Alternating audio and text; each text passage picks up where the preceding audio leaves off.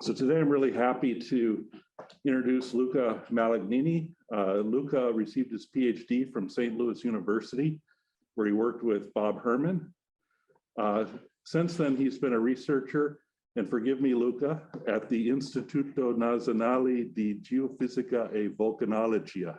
That's perfect. Perfect. Otherwise known as INGV Rome. And he's been the director of research for seismology and tectonophysics since 2003. Luca's a familiar face at our lab. He visits nearly every year. It's really good to have him back. In recent work, Luca has developed new methods for the analysis of micro-earthquake spectra, investigated ML-MW relationships for earthquakes in the Central Apennines, investigated heterogeneity of earthquake rupture and scaling of slip and stress drop, developed an earthquake forecasting model for Parkfield, and has documented temporal and spatial variability in ground motion attenuation at Parkfield and the Central Apennines. He's also involved in developing earthquake hazard models for Italy. And today he's discussing his work on temporal attenuation changes and inferred fluid diffusion following moderate to large earthquakes in the Central Apennines. Okay, well, it's a pleasure to be back. I've been here many times, but this time is special because it's after 2 years, and we went through really difficult times in Italy, and it's good to, at least it was good to be able to travel. Anyway, and thank you for the introduction. And I am going to, first of all, acknowledge my co-authors, Tom Parsons, who's here, and Irene Munafo. And this presentation comes after 2 papers where we talk about the details of the technique and some of the findings in details. And there's a paper in preparation that has right now the same title as this talk. We might change it, and we should be submitting it to JGR soon. Seismic attenuation, first of all, just what it is, 2 contribution, geometric, it's very simplistic, but let's go from there, geometric and anelastic. Total attenuation is just a product of the 2. And if you want to see an amplitude ratio between 2 hypocentral distances, if you could do that, it would be, you could write it this way. And we'll see later how that works. The question I started, I wanted to ask to give an answer at the beginning was this: is attenuation constant over time? People think about attenuation as a constant. They don't even care about or think about the possibility that attenuation varies with time.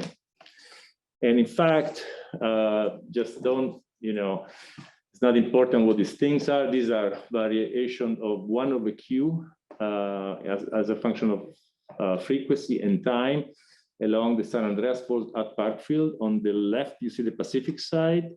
On the right, you see the North American side. And we'll talk about the details of how we calculate this and later. So you see there is a lot of variability. You see seasonal variability, and you see, we could see that there are variability induced by some earthquakes there. And another thing that we see is the North American and the Pacific side, they behave differently.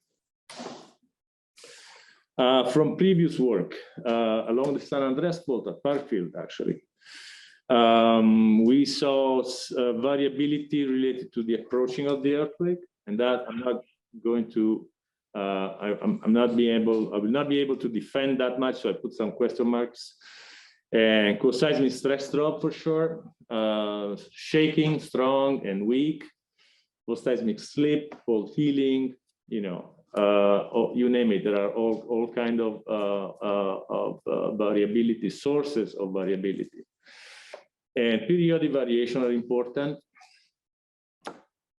And so the working hypothesis here is that anelastic attenuation occurs mostly through viscous dissipation of seismic energy. And if that is true, it follows that 1 over Q must be linked to rock permeability. So we understood 4 mechanisms for the variability in time of 1 over Q. The number one is stress induced. So you squeeze or you expand a piece of rock, you increase or you decrease or increase its permeability and the ability of fluids to move through the rocks and the ability of fluids to dissipate seismic energy. And so you change 1/Q. You don't need shaking for that. And there are the three other are shaking induced. The first one is damage. When you have strong motion, you probably increase permeability, increase rock density, crack density, especially toward the surface. And you need strong shaking, and 1/Q increases. And there are a bunch of papers that describe that. Pore unclogging is also a well-known mechanism. And you remove colloidal deposit in pores, in rock pores, and doing so you increase permeability, and so you increase 1/Q. And you do that through weak shaking, basically long period, 20 seconds, 10 seconds, long period way. And you see that after distant earthquakes.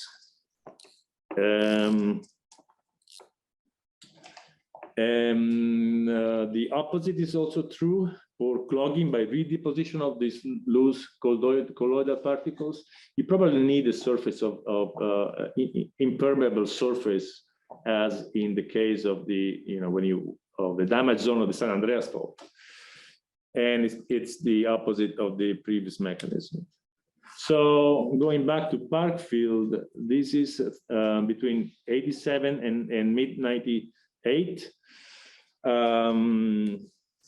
We just studied these fluctuations with these periodograms, and you see seasonal variability. You see the polar tide, which is down here, 400 something days. You see 500 days, which is close to the 17 months observed by Nadeau and McEvely, 2004. This is a periodicity. These are the periodicity that we see on the previous data surface, the 3D surface. And then you see a 2 to 3 years variability, which was observed by Turner and others, also on the amount of repeating earthquakes. So all these ones are known period. And then you have the epoch 2. Between epoch 1 and epoch 2, they run out of money, so there is a gap. And epoch 2 starts in 2001, and in this case it goes to 2014, but I think it's still the network is still running. And periodogram is very different. You see an enhanced response to stress sources. That's probably due to damage. Here at Parkfield, we are looking mostly at we're not too far from the free surface. And so we see the multiples of 20 and submultiple 28 days. So the moon, basically, we see this 140 days that is seen very strongly on other sides, other parts of the world. We see the polar tide, and this is very clear line right here. And this is very important, or at least I really like it. And then we see the seasonal mechanism. Mechanism number 1, stress-induced change in permeability, and number 2, shaking-induced change in permeability, basically damage. Johnson and others, 2017, computed the different components of the stress at the San Andreas fault at 8 kilometer depth along the San Andreas fault at Parkfield.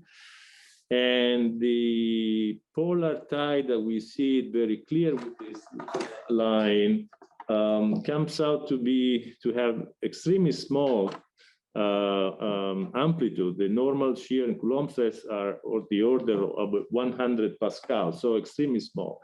And this is nice because it tells us that these techniques can, Q or 1/Q or attenuation is sensitive to stress changes, and its sensitivity is very high. Lucas, sorry, Sure. I was going to ask you if you go back to, is there any reason to the particular frequency we see? Are you going to be talking about it? I see the periodicity, but for example, in the red globe is like one is a 10 hertz, the other one is a 25 hertz. Is there any reason to see? Well, it was the spectrum that we were able to sample between 2 hertz and 125 hertz. But do you have any thought why see the 10 hertz particularly, or? It's related to the wavelength and to the cracks, probably to the cracks at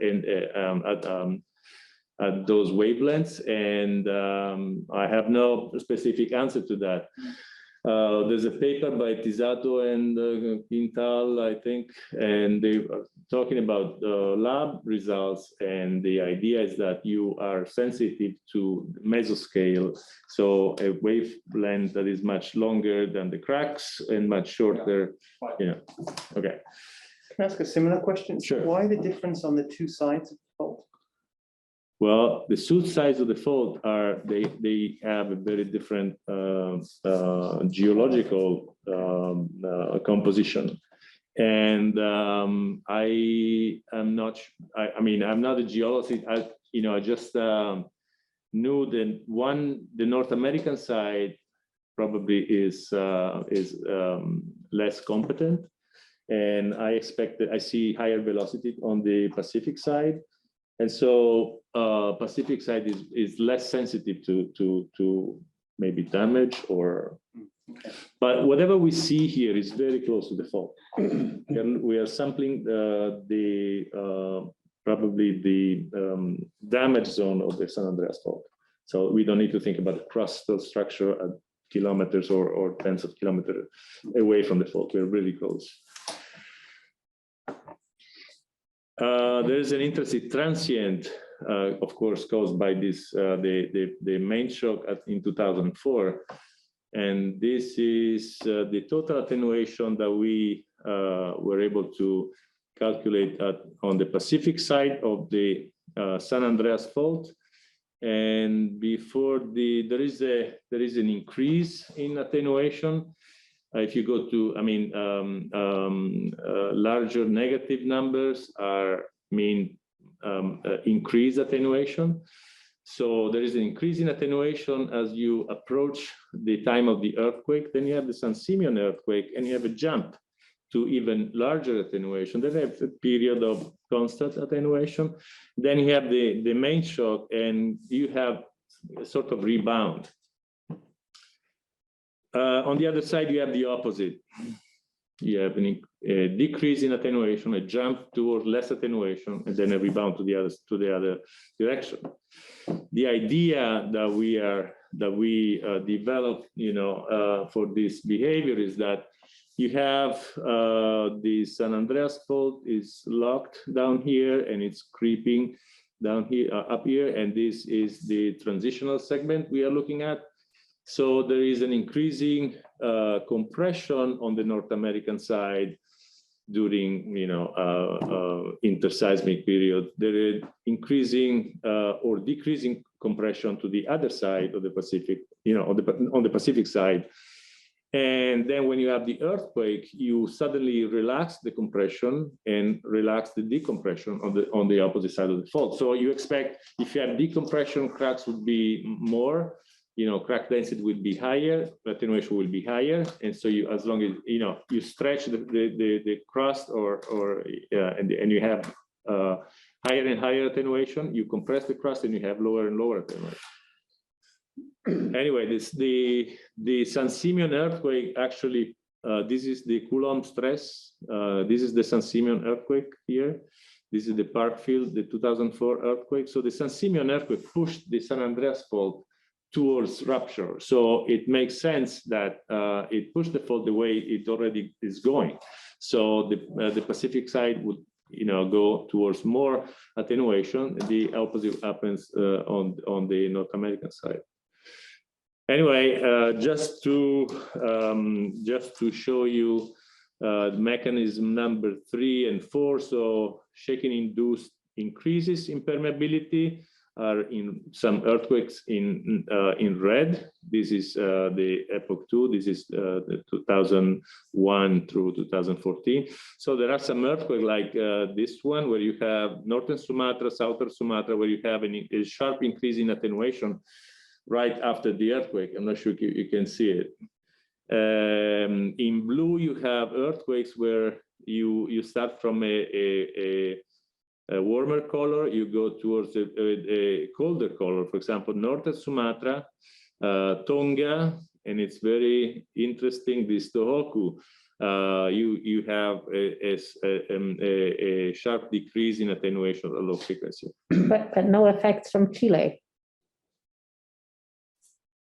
No effect from Chile. I don't know. Can I ask a very fundamental question? Sure.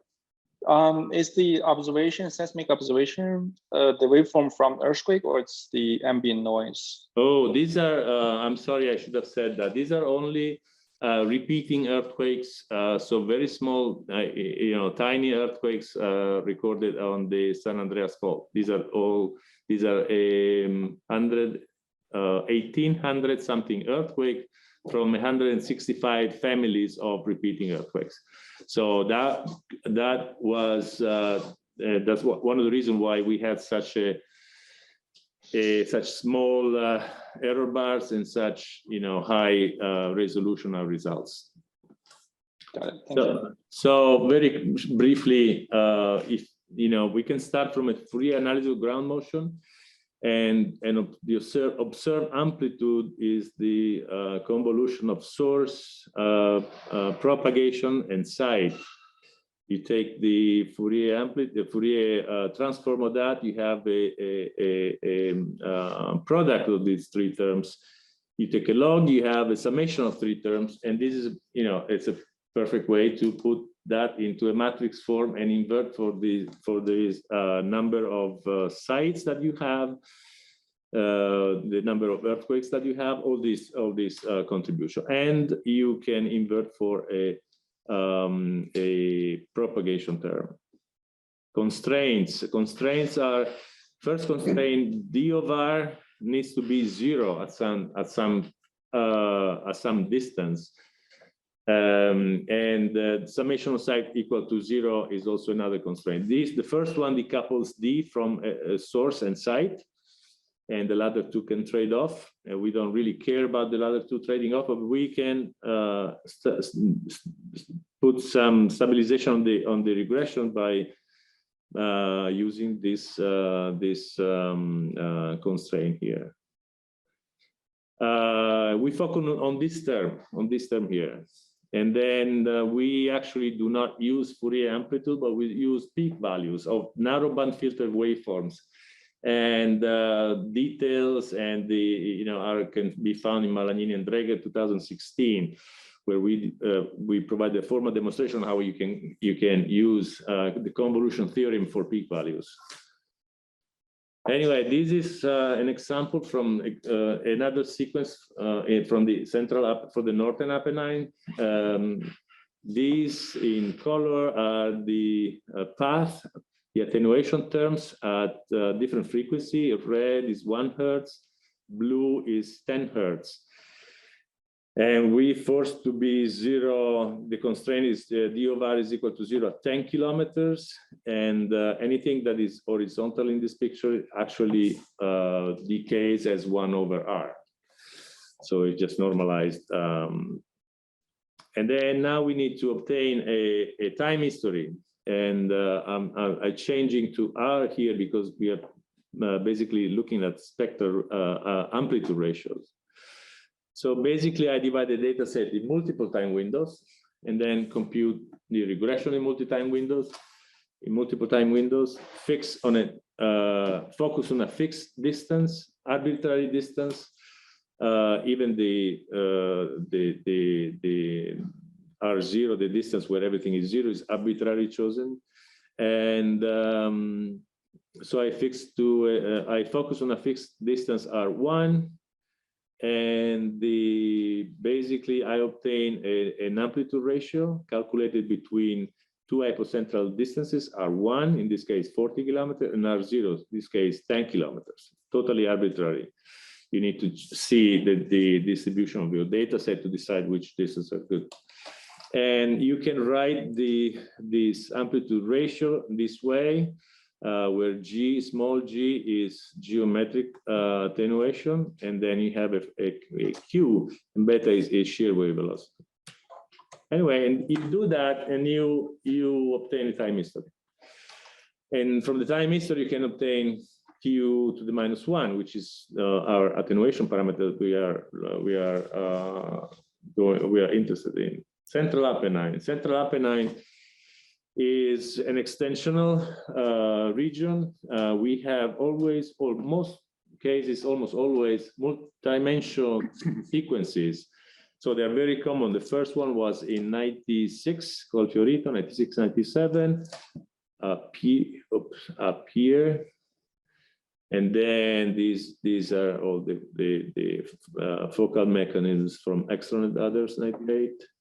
And then we have L'Aquila here, the blue square with a bunch of focal mechanisms that we computed during the sequence of 2009. And then in the middle of these two sequences, there is the Amatrice Visso-Norcia seismic sequence of 2016, 2017. Fluid diffusion is likely the reason for these multi-dimensional sequences. And there are a bunch of papers that actually analyze this kind of phenomena. And so for this specific seismic sequence, we calculated over 300 moment tensor solutions, anything that was larger than magnitude 3. And we are analyzing over 200,000 waveforms. We actually looked at them one by one. And with Roberto Ortega, we are developing something automatic to do a quality control of the waveforms. But we didn't have that in this case. So these are these histograms show you we have anything from magnitude 2 to magnitude 6. Depth were between, say, 7 to 11 or 12 kilometers. And these are number of observation as a function of source receiver distance. Everything is very well sampled between 20 and 60 kilometers or more. So anyway, this is total attenuation. This is 1 over Q. And I'm running on these figures because I don't have much to say, just looking at them. They could be confusing. Anyway, we used the results from a paper of 2001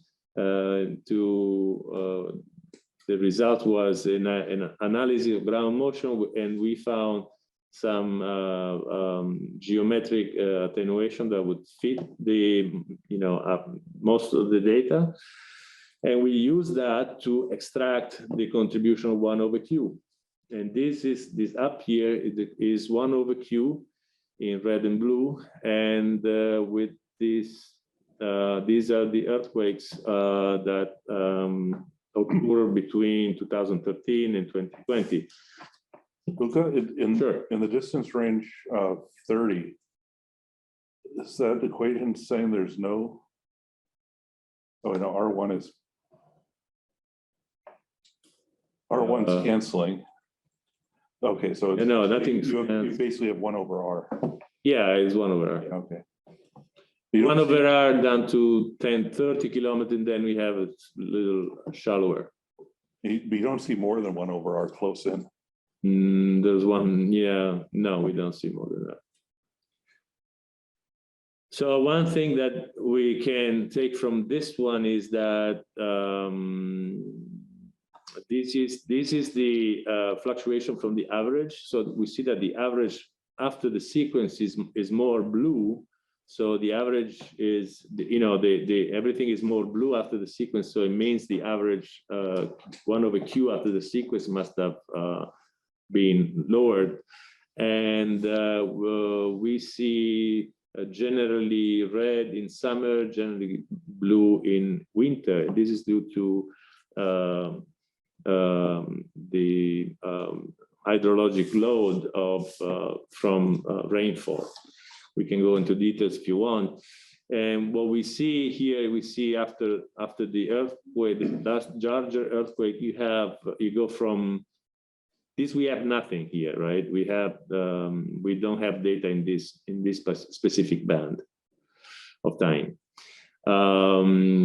but we have a decrease in attenuation after the larger earthquake. You can see it here, and you can see it in a better way on these plots here, where you see that this surface of 1/q, actually delta 1/q has a lot of character, and you see that you have increases of 1/q at low frequency, and these to us are more related to damage. They are also lasting effect, and the same lasting effect was seen at the Parfield. But then you see an increase of attenuation. Up here is 30 hertz, down here is 0.5 hertz. So in the entire spectrum that we are sampling here between 0.2, 0.5 hertz and 30 hertz, you see that you have sharp increase in attenuation after an earthquake. Then you have a sharp decrease in attenuation, and then every main shock you do the same thing. After some time, this is the fluctuation of attenuation before the first main shock of Amatrice, and this second and this bigger plot starts at Amatrice at the first main shock. We see that after some time you start having negative attenuation in winter, as it is usual.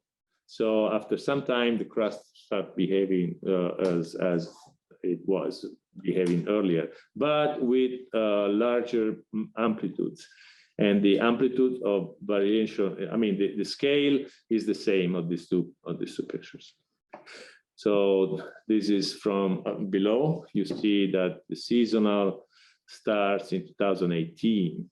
2018 started having the normal seasonal variability, and every main shock have a sharp increase, goes up, something happens, then you have a different main shock, sharp decrease, goes up, there's a deep decrease that lasts for some time, and then it repeats this cycle over and over for at least 3 times. Anyway, this is what I was talking about. The average attenuation parameter 1/q, the average calculated on before the earthquake, is higher than after the earthquake, post Amatrice. And that's a spatial average. It's an average over time. Okay, but you also have many stations. So you have a Yeah. It's a spatial average, but you're averaging over the network. I'm average over the network, and I have a very large network. Probably, I don't know. I'm using probably 80 stations at least. I don't want to go too far because then I'm running into supercritical reflection, and I don't want to do that. But it's a very fairly large network. And over time, I guess probably would. I'll ask the question though. So over time, the distribution of distance is more or less uniform, it's constant? It's over time after the Amatrice earthquake, yes. Before you didn't have large earthquakes, so there were more local small earthquakes, and maybe the station that we're recording it were sparse. Okay, so locally they were recording smaller earthquakes. So it's a weak point of the technique, but I can show you a map of before the sequence and during the sequence later on. I guess what I'm wondering is if you had to, because you have stations at a lot of different distances and there's many rays and the rays bottom at different depths. So if Well, I'm using 40 kilometers as a maximum. you're cutting it off. Probably, I probably was more than that, but I'm studying. This is between 10 and 40 kilometers Okay, so it's upper crust. per crust. Yeah. So the idea is that the model of Muir, Wood, and King, 1993. So during the in extensional tectonics during the interseismic period, you vertical cracks tend to be larger, and then you have the earthquake, and there's a coseismic compressional rebound, and cracks tend to close, and you have a large discharge of water. And if that is true, we should see a lower attenuation because permeability gets lower. We are showing isotropic dilatation calculated within the volume. And as a result of the cumulative distribution of slip on all known dislocations. So all magnitude larger than 3 had a moment tensor solution, and that was put in the calculation, and this is the isotropic dilatation. So we see that this is the Amatrice earthquake, and the Amatrice earthquake is right here. These blue lobes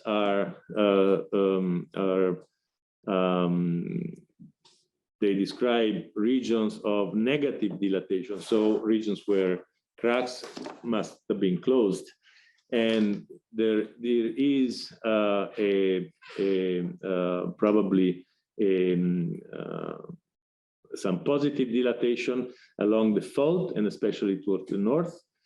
And the Visso earthquakes are right here. So basically where this dilatation is. And then this is the contribution of all the earthquakes up to the day before Norcia. And then you have the Norcia earthquake. And so you increase the negative dilatation lobe, and there is a very clear now red zone along the fault where basically you have positive dilatation. So if you have fluids, they tend to go from blue to red, and probably in doing so, they help the next earthquake to occur. Okay, so this figure shows relative magnitude and flow directions, 5 kilometer depth in a confined aquifer. So the fluids are expected to diffuse along the arrows, and you see that fluids should diffuse in this region where you probably have positive dilatation, and to northwestern direction. And then you have the Visso earthquake is right here, and the Visso earthquake made this other distribution of expected flow directions that is really indicate the Norcia, the position of the Norcia main shaft. Okay. Yeah. In that calculation, do you assume a homogeneous hydraulic diffusivity? So there's no conduits along fault zones? No. Yeah. And we don't calculate an absolute value, just differences. Exactly. So in this region, we don't calculate the flow, which we calculate the gradient. There could be. Okay. So what I'm saying until now, it's we think that the sequence was a long episode of fluid diffusion. And here are Coulomb's shear. Coulomb is up here, shear and normal stress changes from all the magnitude 3 and higher after the Amatrice main shock.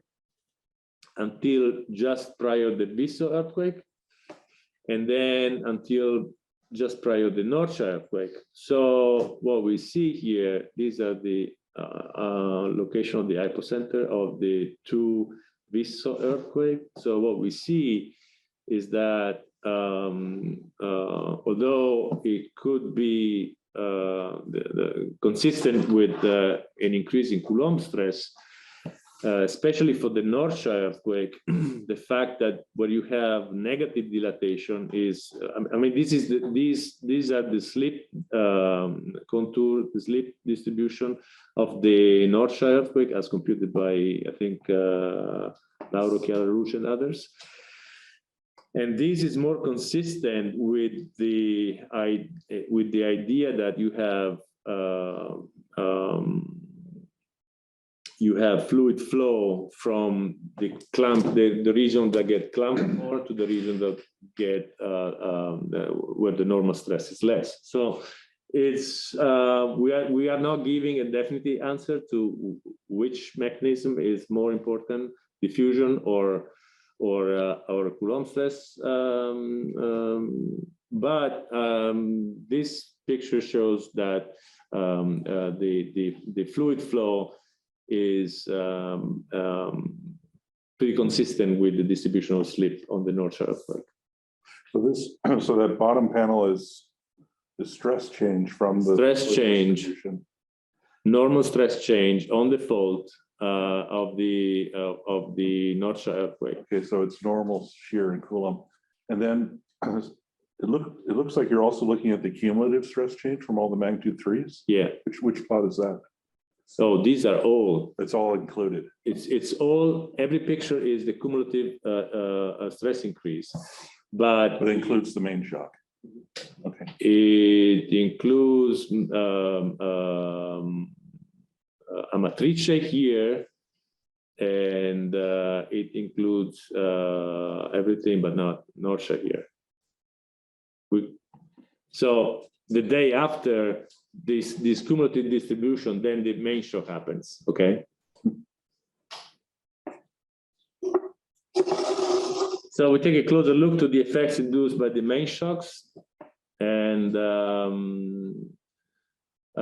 we're looking at this at the most important part of the sequence, and we look at the 2 Hertz because the response is probably stronger.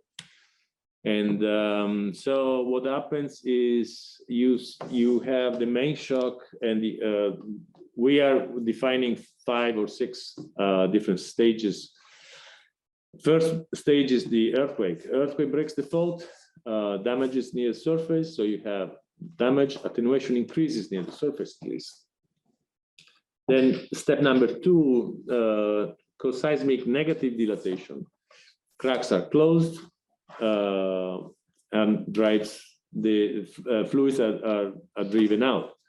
Attenuation drops, and you see that at every main shock. Then the fluid probably is diffusing from negative to positive dilatation. Attenuation increases. Then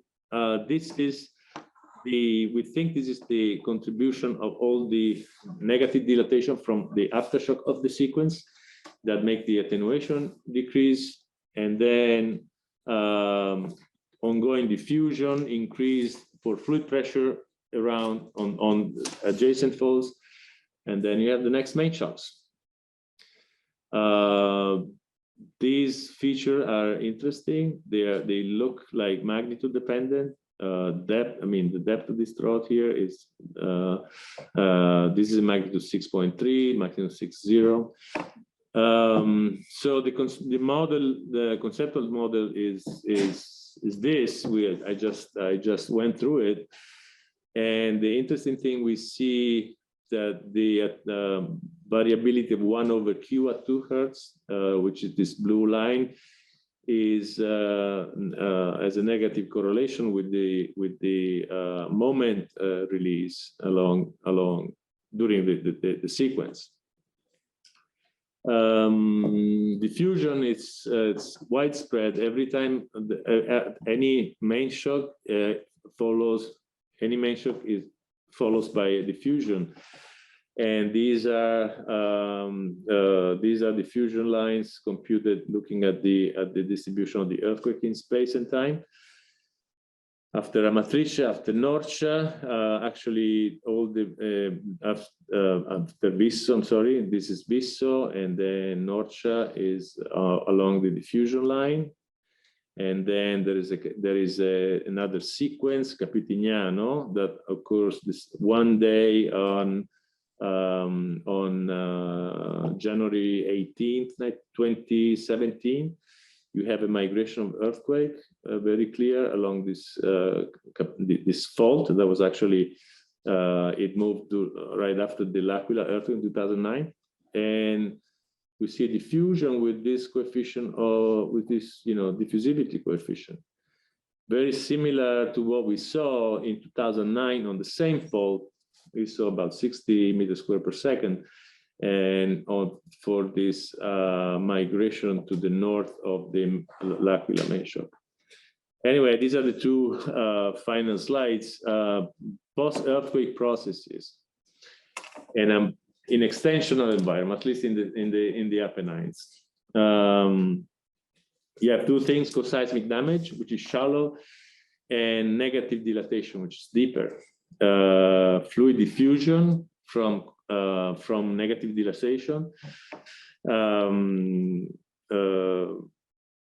can reduce strength on adjacent faults and can produce the next earthquake.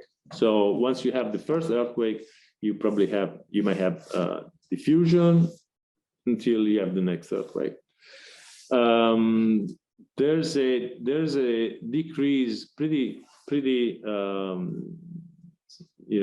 clear decrease in seismic attenuation in 1/Q before the Amatrice earthquake, the first Amatrice earthquake. So I thought a similar process can describe this. So if you have some pre-seismic rupture growth and you have some slow negative dilatation, you probably have a decrease of attenuation and increase of fluid pressure on the fault and decrease fault strength. And then you have this first main shock. After the first main shock, you have the cycle. Main shock, diffusion, next main shock. And then you have the possible mechanism that we are defining for normal for the earthquake cascade. This pre-seismic rupture growth, probably, maybe. You don't need that. If you have the first main shock, you have a negative dilatation, post-seismic negative dilatation, fluid diffusion, reduction in strength on nearby fault, next earthquake. And then you can repeat the step number 2 until you have enough elastic energy available to sustain the process, until your probably even the permeability is high enough to sustain the pore fluid pressure. Damage is very clear in this picture, but we think it's not really important on this cascading sequence mechanism, because it's a shallow phenomenon. Conclusions.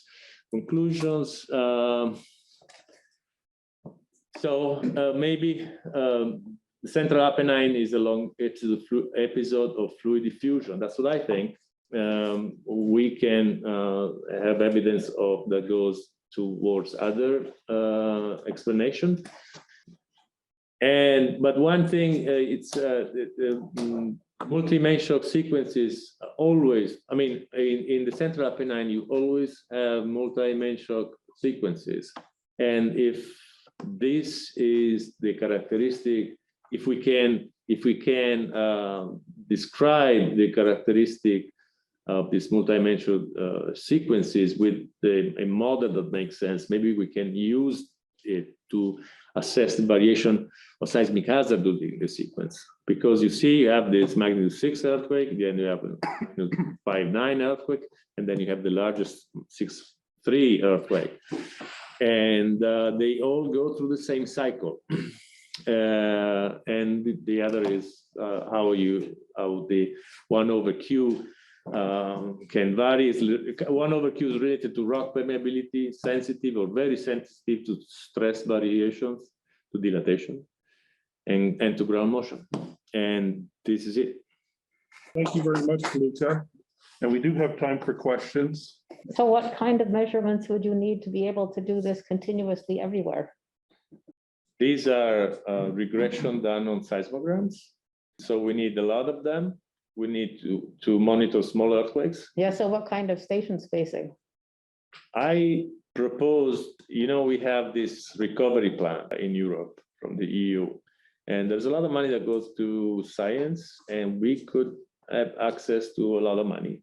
I propose a factor of 10 increase in the number of stations. And I think that's not even enough. We probably need a 2 order of magnitude But that's nationally across Italy. nationally. Yeah. So what does that mean though, to get to a distance? So what's a station spacing, for example, and the station equipment? Station spacing, I don't know, 10 kilometers, and equipment whatever you want, because it's a high frequency thing. So that would allow you to see more also spatial variations. Yeah. Because here you just focus on Yeah. temporal variations. Yes, one of the limitation of this technique is you have to assume that the crust is homogeneous, Mhm. laterally homogeneous.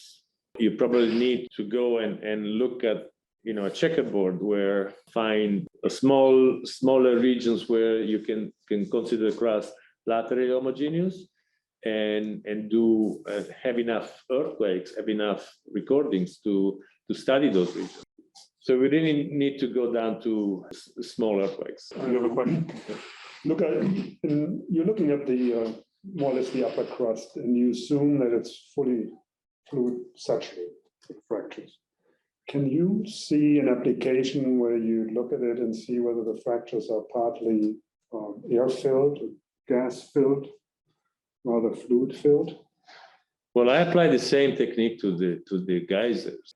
I don't know. The geyser I see a very strong weekly periodicity. Probably the demand of electricity, right?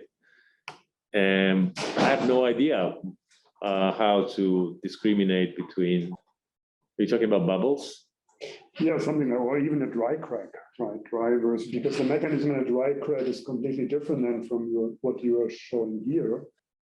But in general, it may still fall under the same observation that you have changes in amplitude. So the compliance changes if you have a dry fracture from a fluid filled fracture. Yeah, I don't have any experience in an environment like that. It'd be interesting to study it.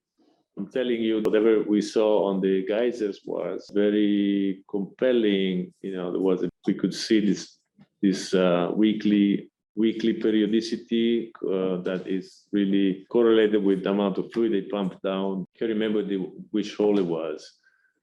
Was the one that we looked at? The one you also. 32? Yeah. Yeah, probably 32. Yeah. And when you say weekly, you mean it's a week signal or weekly, No, 7 days? 7 period? 7 days, very strong 7-day signal. And that is something that probably I was doing it with station by Jarpi. Is it Steve Jarpi? And I probably had 100 stations in a square kilometer. So with that density, you see a lot of different, a lot of things. What would be needed you have this interesting story, right, of shallow damage from the shaking versus the strain-related changes at depth. But are there ways to get depth control directly from your observations? The effect of attenuation depends on how much time the waves spend in a specific region. So I don't think I have any way to decide which depth I'm looking at.